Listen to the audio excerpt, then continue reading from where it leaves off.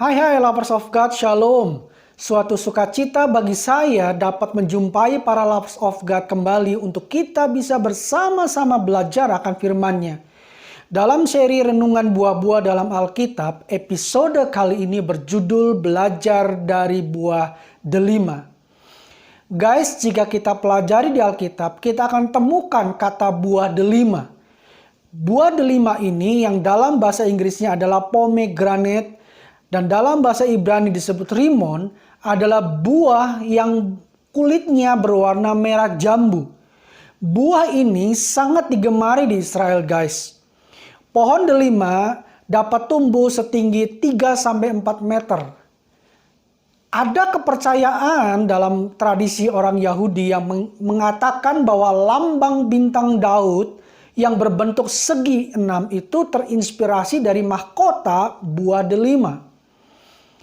Nah guys, pada tanggal 5 Juli 2008, Health Magazine, majalah kesehatan memberikan sebuah laporan dari penelitian Universitas California. Di situ dikatakan bahwa jus buah delima menempati posisi pertama dari 10 jus buah yang terbaik. Hal ini disebabkan oleh karena kandungan antioksidannya yang tinggi. Bahkan sangat baik diminum untuk menurunkan risiko terkena Alzheimer.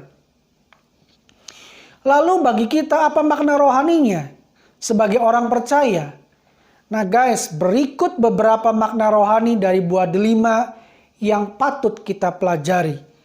Yang pertama, buah delima adalah buah dengan banyak biji. Delima dengan banyak bijinya ini melambangkan kesuburan. Apa sih maksudnya? Tuhan mau agar kita terus-menerus menghasilkan. Adanya biji itu akan membuat terjadinya kontinuitas. Nah, apa kontinuitasnya? Tuhan mau agar kita terus-menerus menghasilkan. Menghasilkan apa? Minimal 2 hal. Yang pertama, perbuatan baik. Terambil dalam Roma 2 ayat yang ke-7, di situ berkata, yaitu hidup kekal kepada mereka yang dengan tekun berbuat baik, mencari kemuliaan, kehormatan, dan ketidakbinasaan. Tekun berbuat baik, ini artinya kita terus-menerus berbuat baik. Kita terus-menerus menghasilkan perbuatan baik. Nah, bagi orang yang seperti ini, bagi orang yang terus-menerus berbuat baik, Tuhan sediakan upah, yaitu hidup yang kekal. Hal yang kedua yang Tuhan mau agar kita terus-menerus hasilkan adalah jiwa-jiwa. Bagaimana kita menghasilkan jiwa-jiwa? Lewat bersaksi tentang Tuhan. Guys, buah delima punya banyak biji di dalamnya. Dengan banyak biji, buah delima dapat terus-menerus menghasilkan buah-buah delima yang lain. Demikian pula kita harus terus menghasilkan jiwa-jiwa yang diselamatkan bagi Tuhan. Lewat apa? Yohanes 4 ayat 39 tercatat, dan banyak orang Samaria dari kota itu yang telah menjadi percaya kepadanya karena perkataan perempuan itu yang bersaksi, ia mengatakan kepadaku segala sesuatu yang telah kuperbuat. Mari guys, seperti perempuan di Samaria itu yang menyampaikan kesaksian. Kesaksian bagaimana Tuhan melawat hidupnya. Dan lewat kesaksian dia, banyak orang-orang diselamatkan. Demikian pula dengan kita. Mari kita gunakan setiap kesempatan untuk kita bersaksi tentang apa yang Tuhan sudah perbuat bagi kita.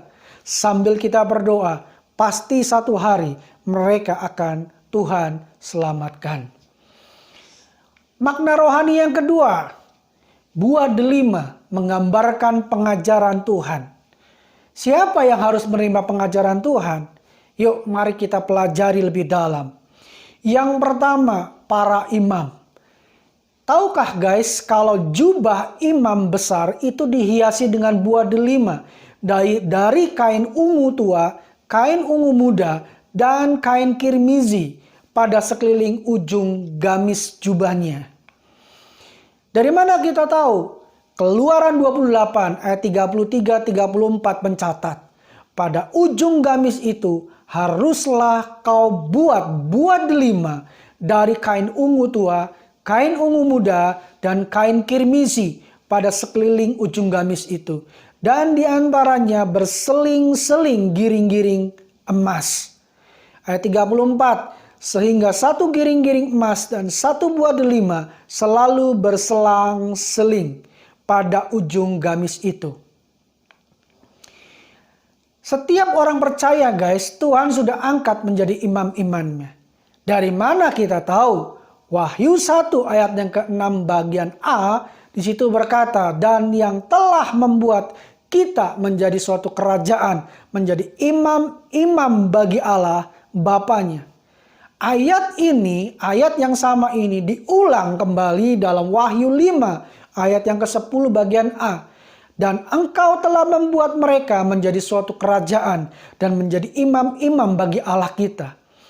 Artinya dua kali tercatat, artinya Tuhan mau kita sadari karena hal ini adalah penting adanya. Guys, jubah imam besar ada buah-buah delimanya. Kenapa? Supaya buah delima itu menjadi peringatan bagi imam tersebut. Yang kedua yang perlu kita pelajari, siapa yang perlu mendengarkan akan pengajaran Tuhan. Yang kedua adalah bait Allah.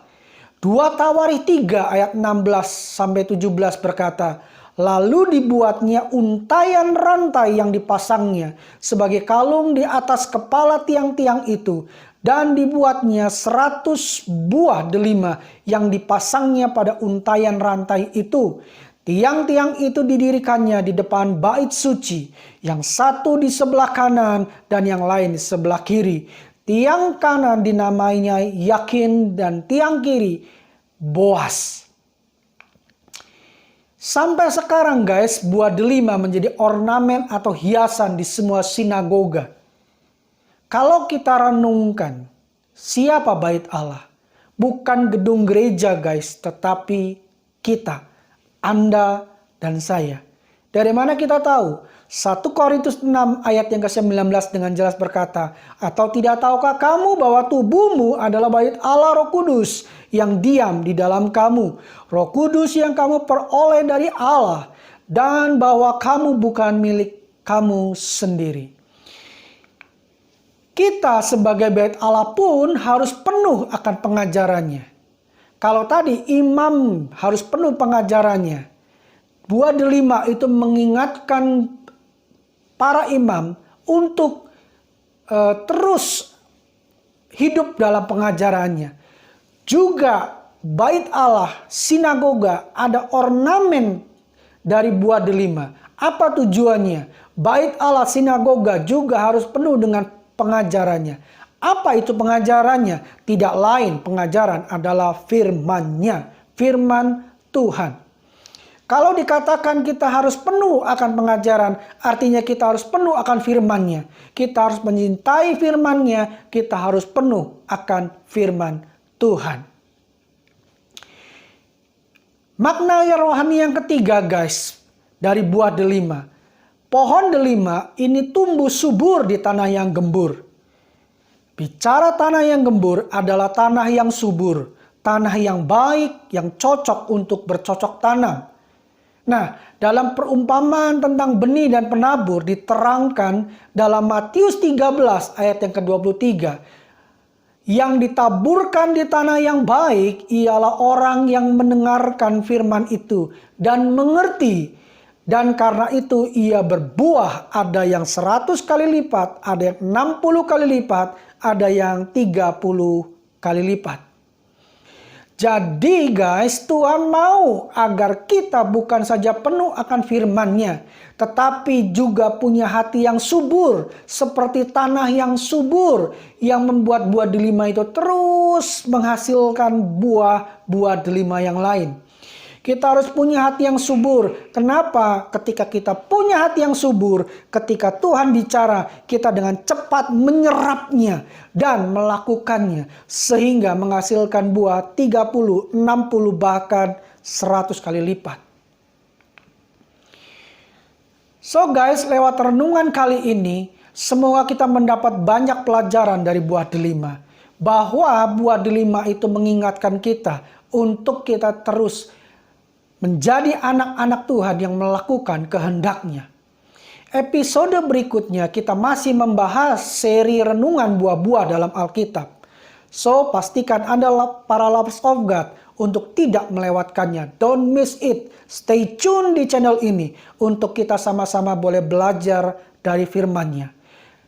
See you next episode guys. Tuhan Yesus memberkati kita semua. God bless you dan ini manaku.